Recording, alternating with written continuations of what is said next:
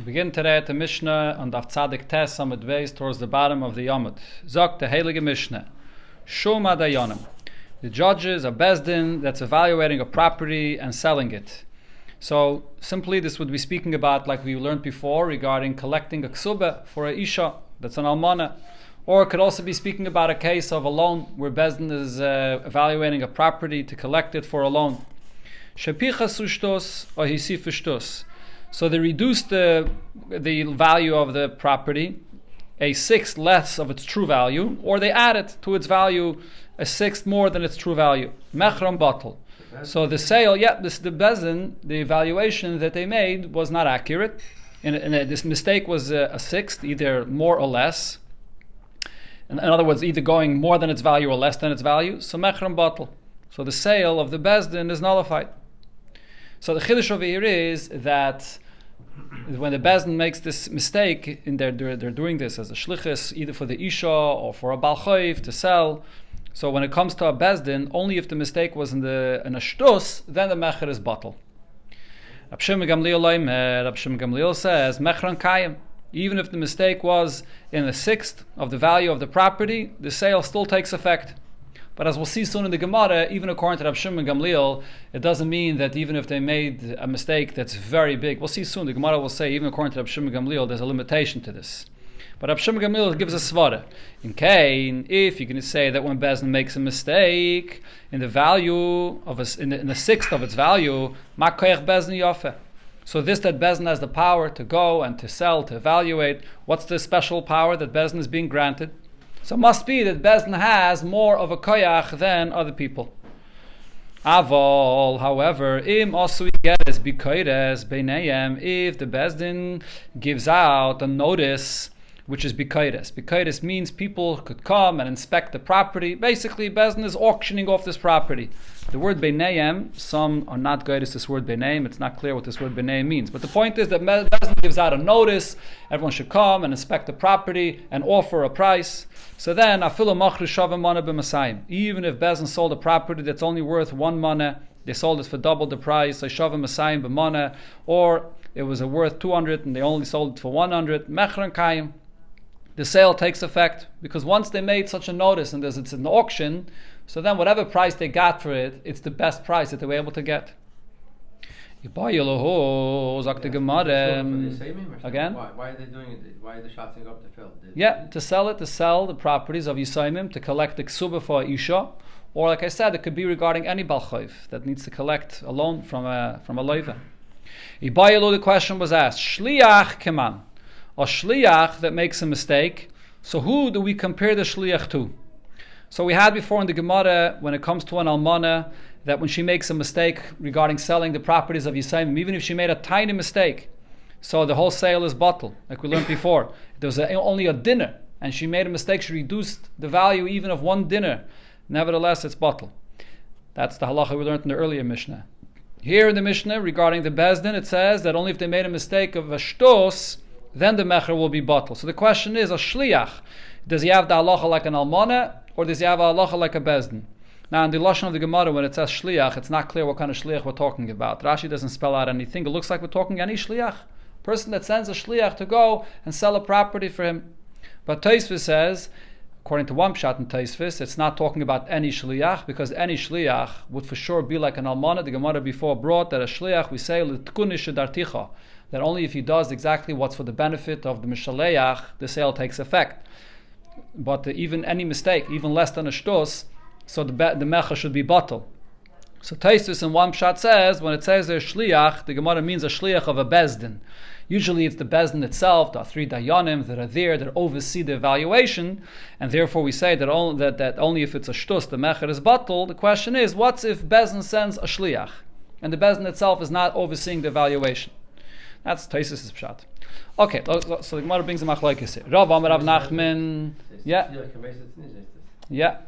So Rav Amar Rav Nachman. Rav says in the name of Rav Nachman, Shliach kedayanim.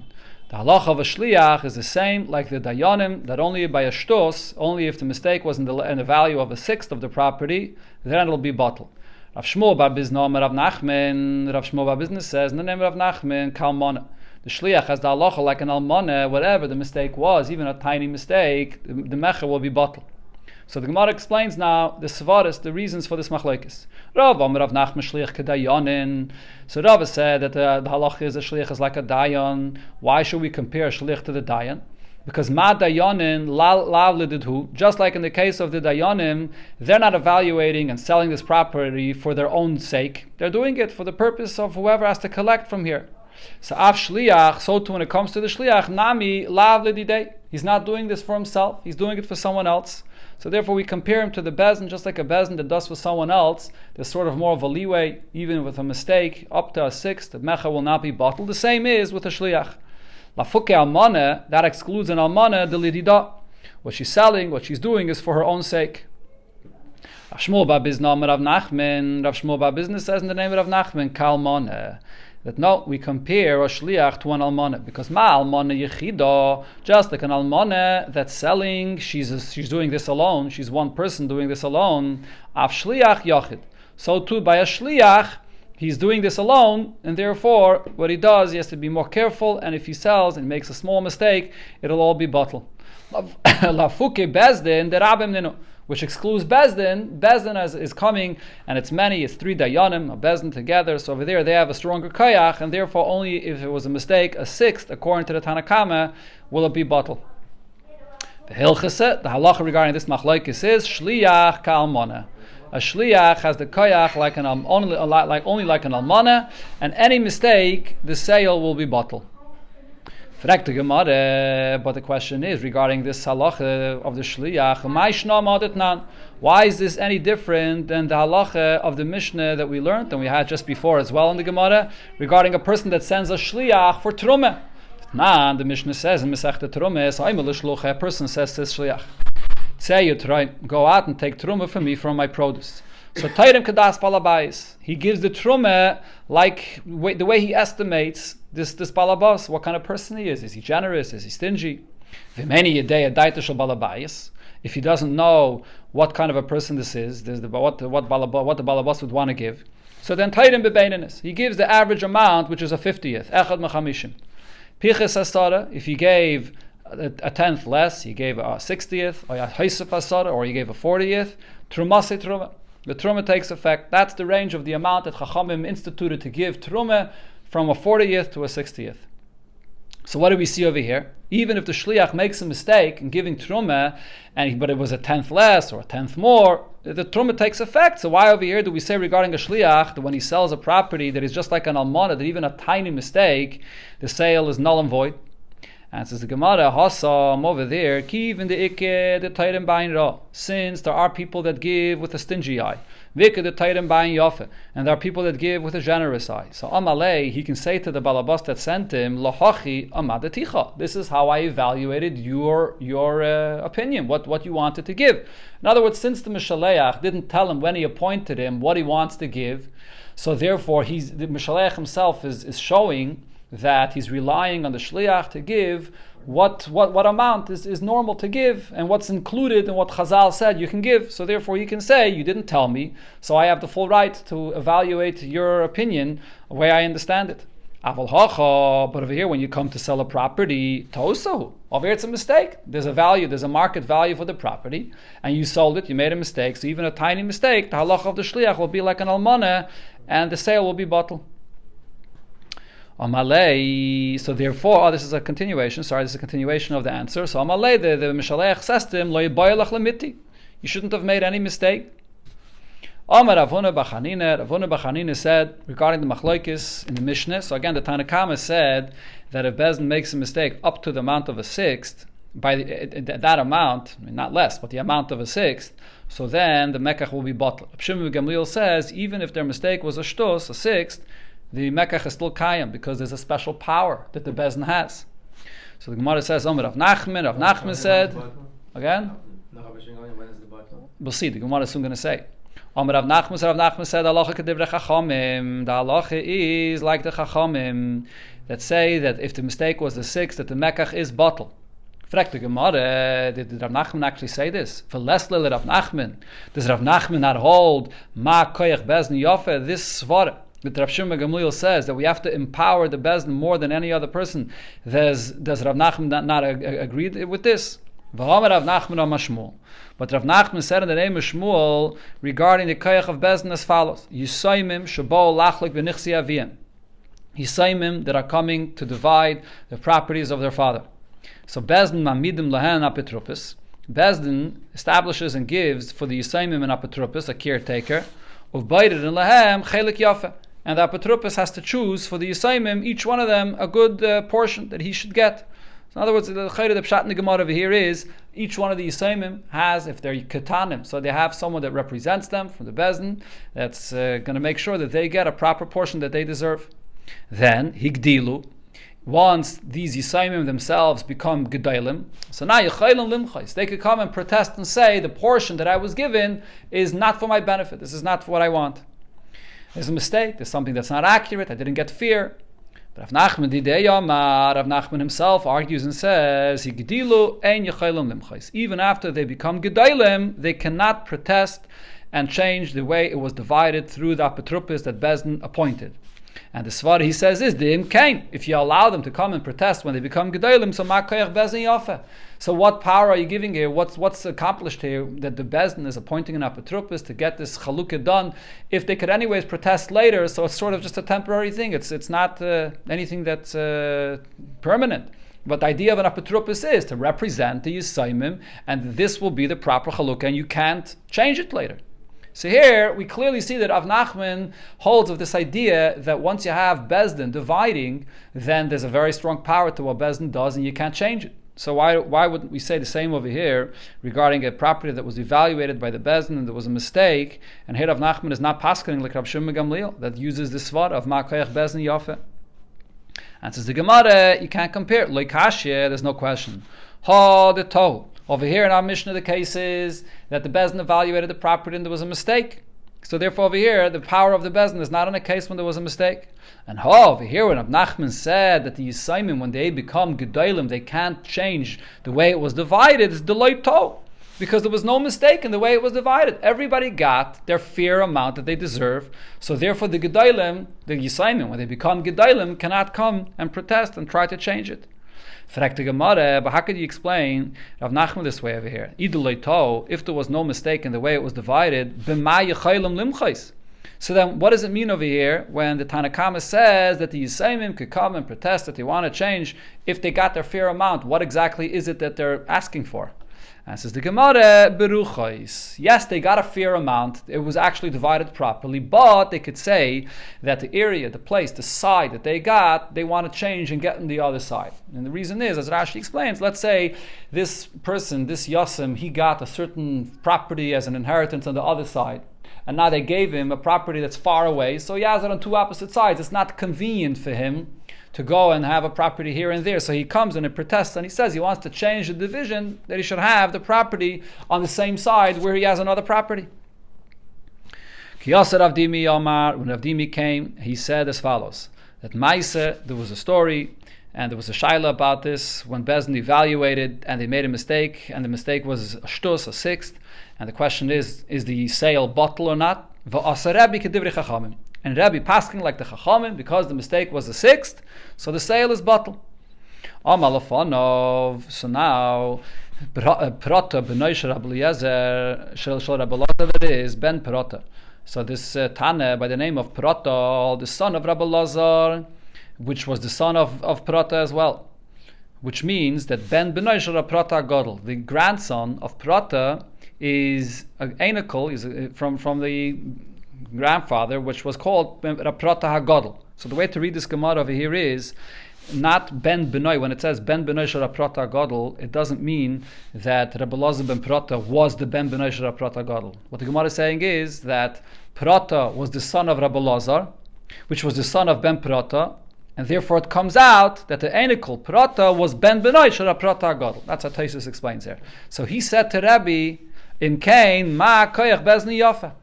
If you're saying that when Bezdin evaluated and sold the property, that the sale is null and void because they made a mistake by a value of a sixth, so then what's the power? What's the special power of Bezdin?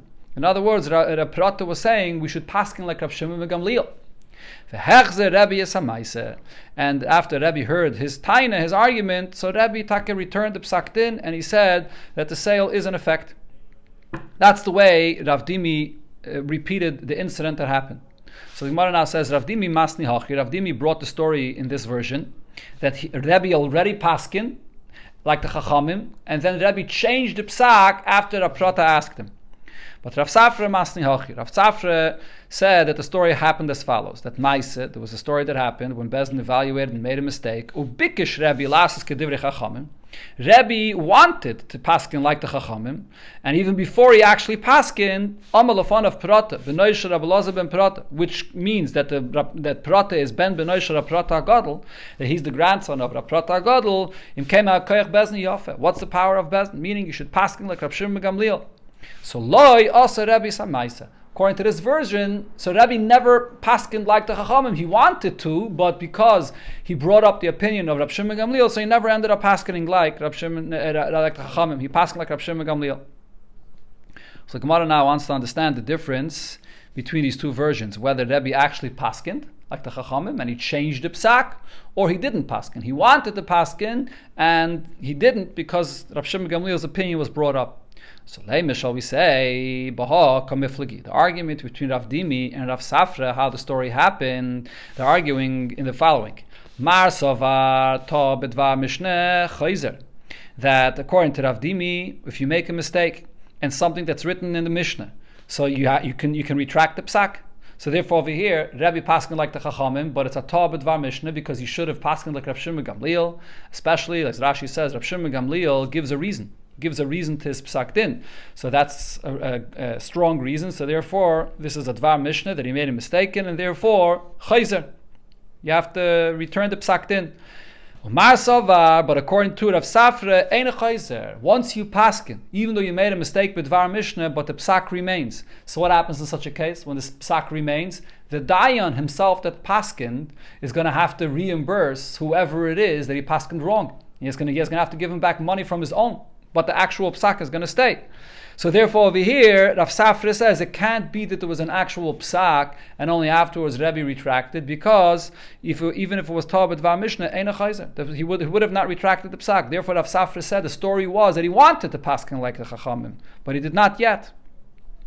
So the Gemara says, Loi, that's not necessarily the explanation of the machlokes between Rav Dimi and Rav Safra. The Kul Alm, everybody agrees the Tah B'Dvar Mishnah Chayzer. If you made a mistake in what it says in the Mishnah, the psak goes back. They're just repeating the story as it happened. If you're already passing like the Chachamim or not, it's just a question about the story. But in the actual halacha regarding when you paskin, so you could be chayzer on the psak. Rav Yosef said, Ar malte the zvine and almane that sells a property for collecting a ksube achrayis ayasmi. The responsibility of this property, if someone comes and is confiscating this property from the buyer, whether a bal chayiv or whether it turns out that this property never belonged to the father of the Yisayimim. So who has the responsibility to reimburse the buyer? Not the almana herself, the Yisayimim. It was their property, it came from them, from the father. Bezdin, the Zavin, Ben Bezdin sells a property, Achrayis Hayasmi. Achrayis, the responsibility goes on the Yisayimim. Says the Gemara, Pshite, this is obvious. Obviously, you should go on the Yisayimim. It's their property that's being sold. It's not that the Alman is just selling the property to collect from them the ksubah. So what's the chiddush over here that Rav Yosef is saying? Says the Gemara, Almana la yitzrichle. You're right. The fact that an Almana sells it, that the responsibility of the sale goes in the Yisayimim, that's not the chiddush. Ki yitzrichle, the chiddush over here is beidina. The chiddush is regarding a bezdin that's selling the property of the Yisayimim. For the Isha, they're selling it for the purpose for the Isha. Rashi says they're selling it for the food that has to be fed to the Isha, or maybe for the daughters. So what's the chiddush over here? Ma'al detayim, because I would think to say, kol dezavim mi beidina, anytime someone is buying from a bezdin, adaita lemeipikle kolu dezavin.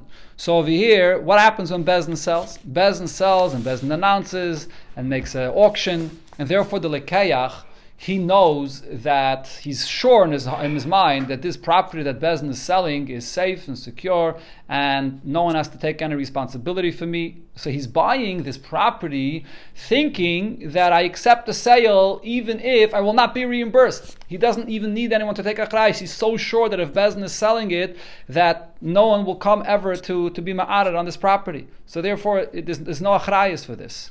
This is a very interesting thing. In other words, you would think to say such a thing even if the shtar that the buyer gets for this property, it's written in it that it's taken achrayus for this property that he buys. But nevertheless, you would think that when Bezdin sells, nobody has to take any achrayus for this, because we know that the lekech is relying that the property is good and nobody will ever come to take it away.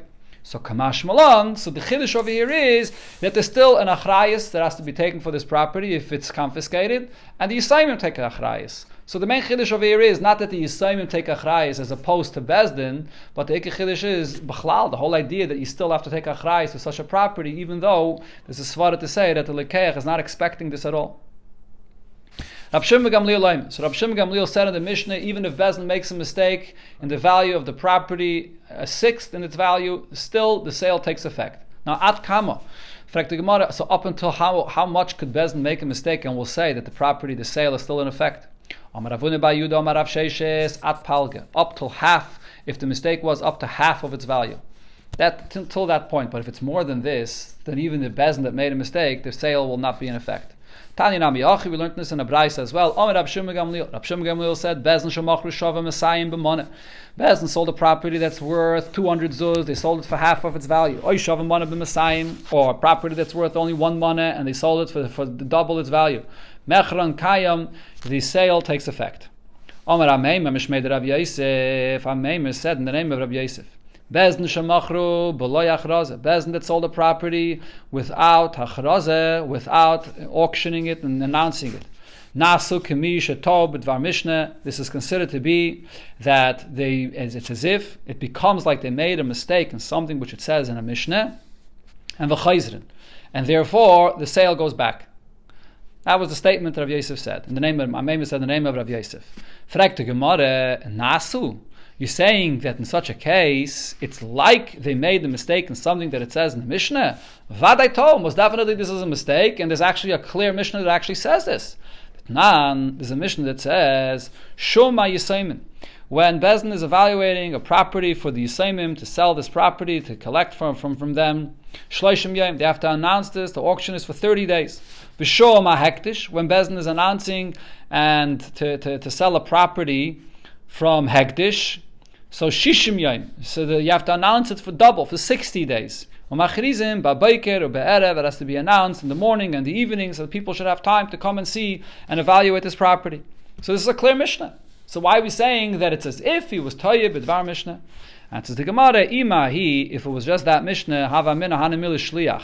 Maybe this halacha that you have to be so careful to announce it and to auction it off for a long time, that's if only the Shliach of the Bezdin is selling. Avo Bezdin, if the Bezdin itself is overseeing this sale, like. So maybe then you would say that if it was sold without a proper auction, the sale should still take effect. Kamash Malan. So that's the Chiddush Ameimah said, that even the Bezdin themselves that sell, it's like Toyib B'dvar Mishnah, and the sale goes back without the proper auction. So not Ravashi asked Ameimah from what we just learned in our Mishnah. What did it say in the beginning of our Mishnah? Dayanim evaluated a property and they sold it and they made a mistake in the sale, whether they reduced the value of shtos or they inflated the value of shtos. Mechram bottle. The sale is null and void. That's the Mishnah. So what do we see now from this Mishnah? Hashava b'shava. But if they sold it and they got the proper value in the sale, mechran kayim, the sale takes effect.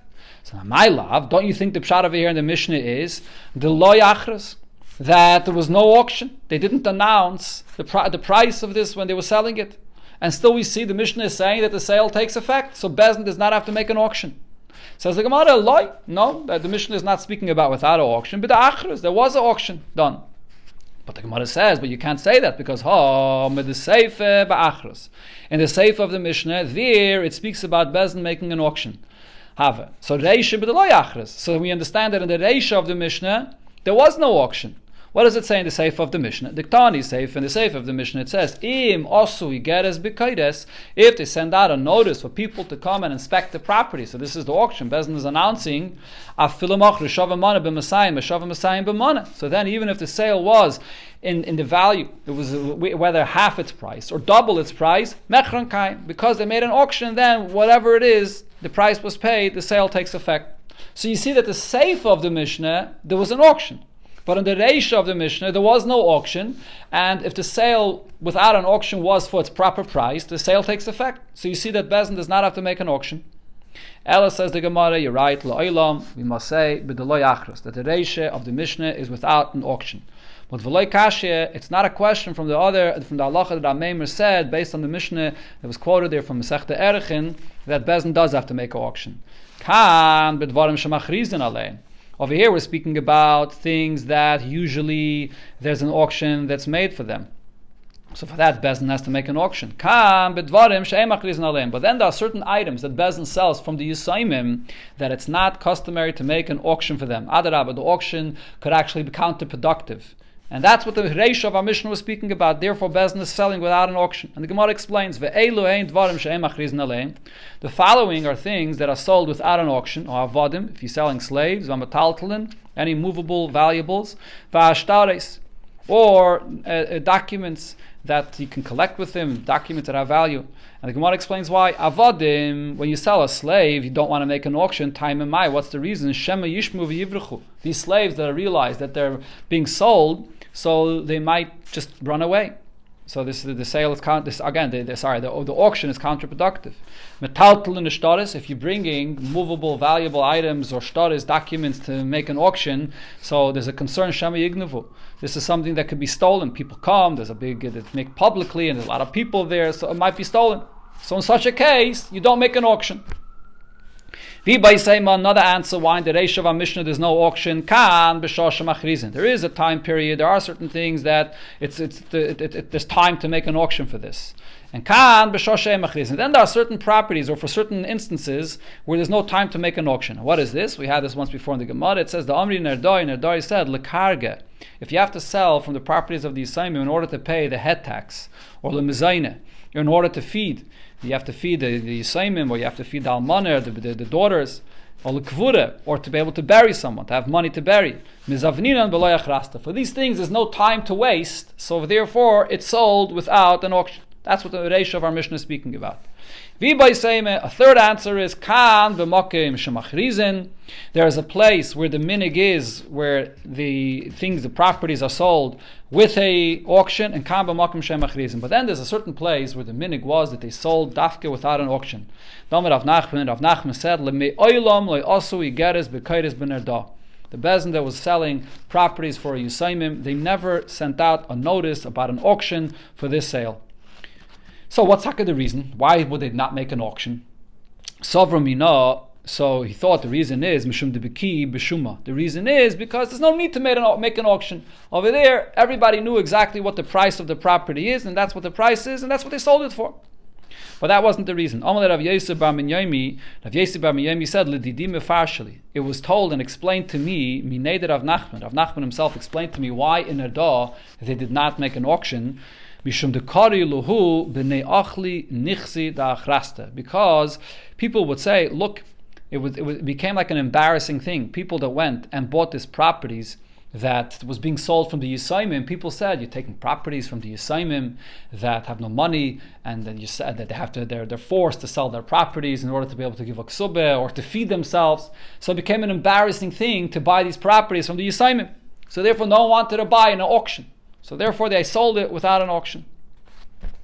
Rav Yehuda said in the name of Shmuel, Metaltel and Yisayimim, selling the valuables and movable items from the Yisayimim, Shaman Naisam, you evaluate them, that is, and you sell them la'alta. You sell them immediately.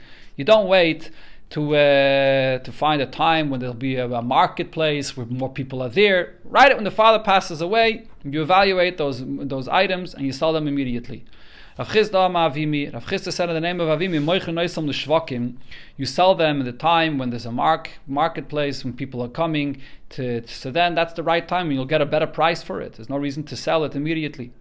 But the Gemara explains, "V'loi pligi." There's no argument here between Rav Chisda and Rav Yudah Mashmol, because the mekrev shuke, the merchak shuke. If it's close to the time when the time of the market will be, so then you wait till then, so you make more money, you'll be able to sell it then. And if it's a while until the marketplace will be, so then you can't wait until then. Maybe these items will get destroyed or ruined. Rav Kahana have biyadei shichre. Rav Kahana had beer that Rav Misharshir Bachikloi Yasma, that belonged to Rav Misharshir Bachikloi, which was a Yasim. So this is something that he had to sell for their benefit, for the Yusaimim's benefit. So he held this, he waited ad rigla until the Yom Tov time when there'll be more people available to come and buy it. There'll be a day for the market. Omar, he said, Afagav the Nofel, it's the even if it's possible that the taste of this beer won't be exactly as good as it is today, but nevertheless, Maisi Zuzah Charifa, waiting until the day when more people will be here and be more people in the marketplace, so then you'll get more money for this. Similar story, Ravina Zute Yasme, Ravina, so you had also beer from Ravina Zute Yasme, which was Bar Achse, son of his daughter, of his sister that is, a nephew of his. So, he also had himself, this is not beer, sorry, this is wine. He had wine himself as well. So he was bringing his own wine with a boat to the place that's called Sichre. So he wanted to know, should he also bring the wine from his nephew, from the Yusaimim, also on the boat? You're traveling over a river, so you're taking a certain risk that maybe it could sink. So wasn't sure if he's allowed to take that risk and bring this wine from the Yisayimim along with him with his wine. Asla kamed Ravashi. So he came to Ravashi. Amalei, Ravashi told him, Amalei, so again, he told to Ravashi, that is, he asked Ravashi the question, Ma'olam tuye bahadon, can I bring along with the wine, my own wine that I'm taking, could I bring also the wine of the Yisayimim to sell over there? Amalei, zil go le'odef mididach. You don't have to treat the wine that you're taking care of for the Yisayimim better than you would treat your own wine. So therefore, if you're taking your own wine, you're in this boat to go to the city Sichra, you can take the wine of the Yisayimim along with you as well. Sagt the Heilige Mishneh, ha-mima enes. When you have a ketana that her father didn't marry her off, her mother or her brother or her sister married her off, and this is a marriage, it's just midrabanan, and she could be memayin, she can refuse and walk away from the marriage at any time. Or a shniya, a woman that's married, but she's not allowed midrabanan to be married. This is an erva midrabanan. Or v'ha'ailanis, or a woman that gets married, and at the time when they got married, she thought that she could have children, and then later it turns out that she cannot have any children. So in all these cases, ein lam ksubeh, they don't get any ksubeh, the mama enes, she just walks away from the marriage, there's no ksubeh, and the shniya as well, chachamim, were mesaken that she should not get a ksubeh, so she should not remain married to her husband. And the islandess as well, the whole marriage is a mekach tos. Turns out that she can't have any children. V'loi peiris, and also no peiris. Rashi says the halacha of peiris is the husband eats the peiris from her properties that she brought into the marriage, which are called nichsei melug, and in exchange for that, the husband obligates himself that if his wife will ever be captured, he will have to be the one to redeem her. So over here, this obligation of the husband to redeem his wife does not apply to these three women. V'loi mezainis, he doesn't have to feed them. And so by the mama enes, Rashi explains, it's speaking about a case that she already refused the marriage, and if she borrowed money before for her mezainis, he was out of town, she borrowed money, he does not have to reimburse her. V'loi balois, also the clothing that the husband gave her, and those clothing are worn out. Who keeps usually the worn out clothing? The wife, she keeps them, but over here they do not have the rights to keep these. In Imit Chila, however, going back to the case of the islandess, if when he got married to her, he married her knowing that she is an islandess, that she cannot have any children, so then it's a marriage, it's a good marriage. Yesh la ksuba. So she gets a ksuba if he divorces her. Almana l'kohen gadol, an almana that gets married to a kohen gadol, or a grusha v'chalutza l'kohen hedyot, or a grusha or a chalutza that get married to a kohen hedyot. So the almana and the grusha, this is actually a isser minat Torah to be married. Or a mamzeres and nesina li Yisrael, or a mamzeres or a nesina that get married to a Yisrael, also an ism minat Torah. Or bas Yisrael, a bas Yisrael that gets married l'nosen or l'mamzer. So in this case, yesh lahem ksuba. Over here, even though the marriage is not allowed minat Torah, but nevertheless there is a ksuba here. So Rashi explains only b'negeya to the Isser, where they're not allowed to get married midrabanan. Over here, Chachamim said that he should not get an iksubah, so that she should not want to get married. That she's the one that wants to get married, and in that case, where the Isser is only midrabanan, so Chachamim took away her ksubah. But over here, when it comes to the Isser that there is minat Torah, so over here it's the husband which is the one that wants to get married to her. So therefore, Chachamim did not take away his responsibility to pay a ksubah. Adarabah, let him pay the ksubah. I mean, there's no reason to take away the ksubah from the obligation that he has to give her the ksubah. Talk to Gemara Rav Tani. Rav learned over here regarding what it said in the Mishnah, the Mima'enes, that she's walking away from the marriage, so she gets no ksubah and so on. So Rav learned Ketana Yaitze Beget, that this Ketana, so again, it's not a marriage of Minat Torah, just her brother or mother married her off. So if the husband gives her a get and divorces her, not she walked away from the marriage, but the husband divorces her, also ain't like ksubah. She also doesn't get a ksubah. Most definitely, if she herself walks away from the marriage, she refuses the whole marriage without a get, for sure she gets no ksubah. Shmuel, in other words, Rashi says the point that Rav is saying is this whole marriage of this ketana is not a real marriage. B'chlal. Rashi says it's like a mafute. It's just like he's living with her. He's persuaded her to live with her, and he's living with her, and there's no marriage here whatsoever. So either way, even if he's giving her a get, there's no ksubah involved there. Shmuel says, Mima enes ein la ksubah. If she's the one that's refusing the marriage, then there's no ksubah. Avo yaitze beget. But if she's leaving with a get, the husband sending her away with a get, then yesh la ksubah. Then she will get a ksubah. Says the Gemara Vazar Shmuel Tamei. Shmuel's following his opinion that he said elsewhere. Dama Shmuel said, Mima enes ein la ksubah. If she herself refuses the marriage, then there's no ksubah. Yaitze beget. But if she's leaving with a get, yesh la ksubah. Then she does get a ksubah from her husband. Mimanes, now Shmuel says another few halachas over here. Mimanes, if she refuses the marriage, then this does not passel her from getting married to any of the brothers of this husband, because it's not a real marriage. Usually there's an isser of eishes ach. You're not allowed to marry your brother's wife. But over here it wasn't a marriage at all. She could marry a brother. And it doesn't passel her of marrying a kahuna. She's not considered to be a megureshes. A grusha. Yaitze beget. If she leaves though with a get, her husband gave her a get, then paslam and achin, she can't marry the brothers, or paslam and kahuna, and she can't marry a kohen. Mima'enes, if she is mimayin in the marriage, another distinction. So if she walks out, so then enet tzrich lahamten shloisha chadashim. She will not have to wait 3 months until she gets remarried.